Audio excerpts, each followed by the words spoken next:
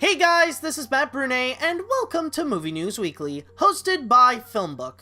Now before we begin, let's take a look at what we got in this week's news, which includes 7 cowboys and a bird, saying goodbye to Liesl, the half-brother of Little John, Broadway's journey to the past, going deep in the world of Sony, a movie that'll show Jared Leto eating McDonald's, the plans for the galaxy far away, Wahlberg's playing some b-ball, predicting the biggest disaster of 2017, and ay.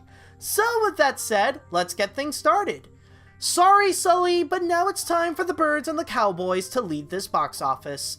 The Magnificent Seven, the remake of a remake, managed to grab first place at the box office during the weekend with $35 million. This is then followed by the new Warner Brothers animated flick Storks, which didn't start out so hot, but landed in second place with almost $22 million.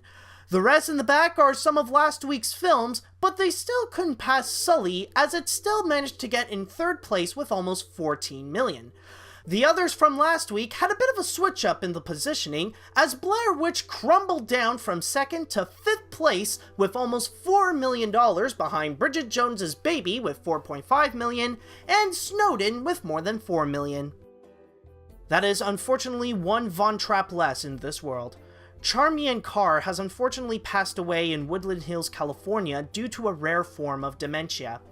Carr has been known to be credited in 2 features. The first was the TV movie Evening Primrose with Anthony Perkins, and as Liesl, the eldest of the Von Trapp children in The Sound of Music. Afterwards, she quit her acting career in order to make a successful design business where she would be with some big-name celebrities like Michael Jackson.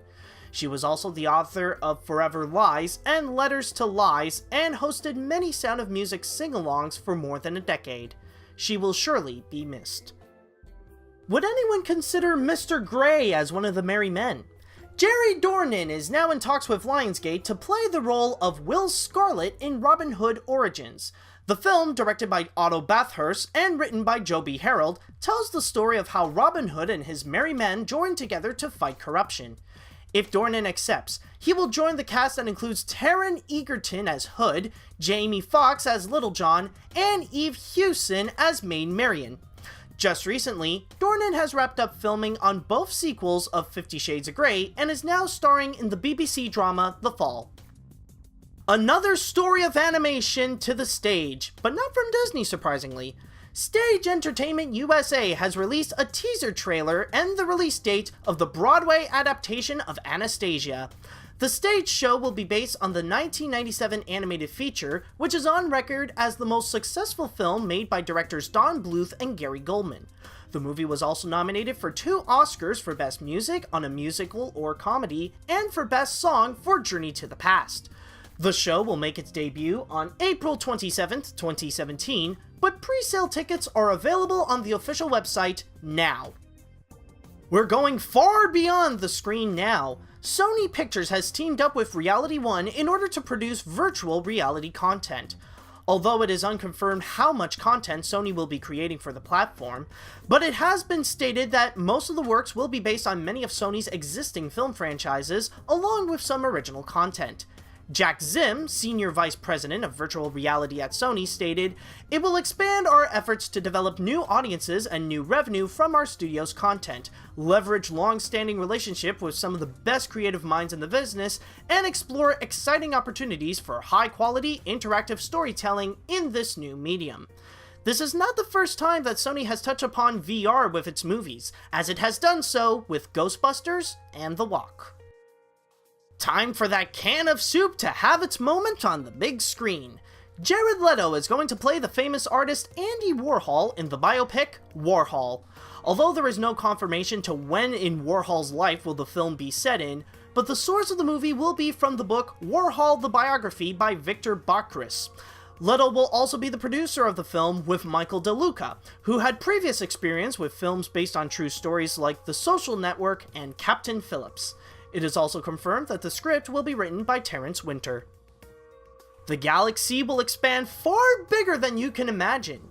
Disney CEO Bob Iger had a talk with the head of Lucasfilms, Kathleen Kennedy, regarding what they are going to do with Star Wars in the following years and in the 2020 decade.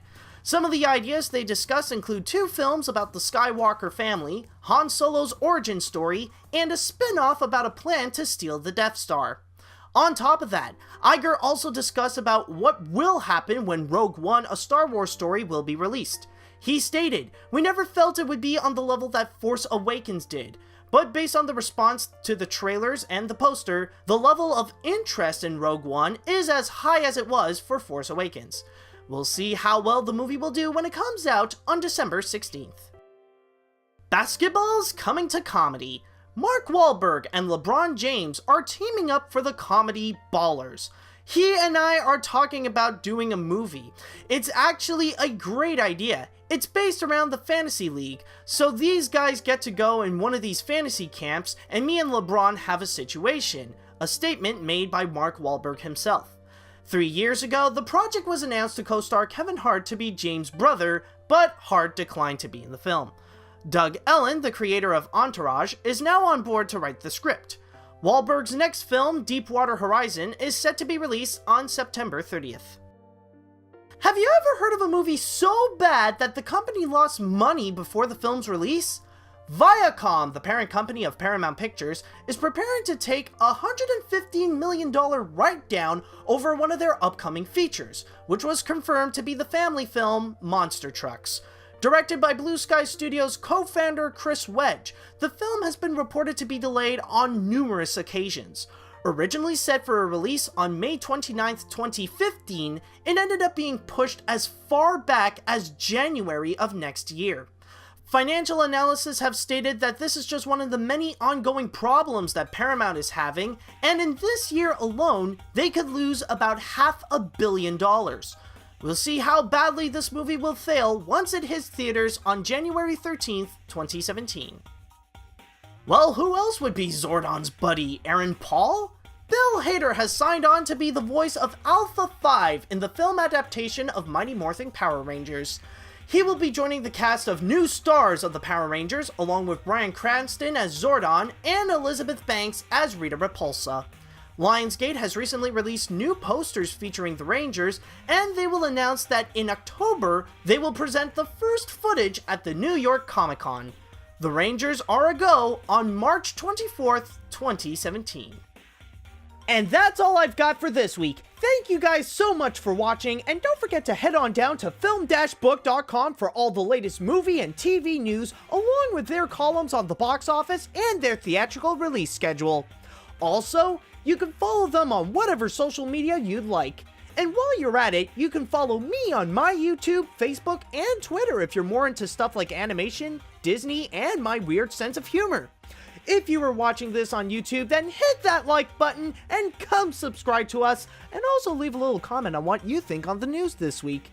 If you were listening to this on a podcast on iTunes or any other podcast service, then don't forget to rate and review what you just heard. Tune in next time for another round of Movie News Weekly, and until next week, see you later, dudes!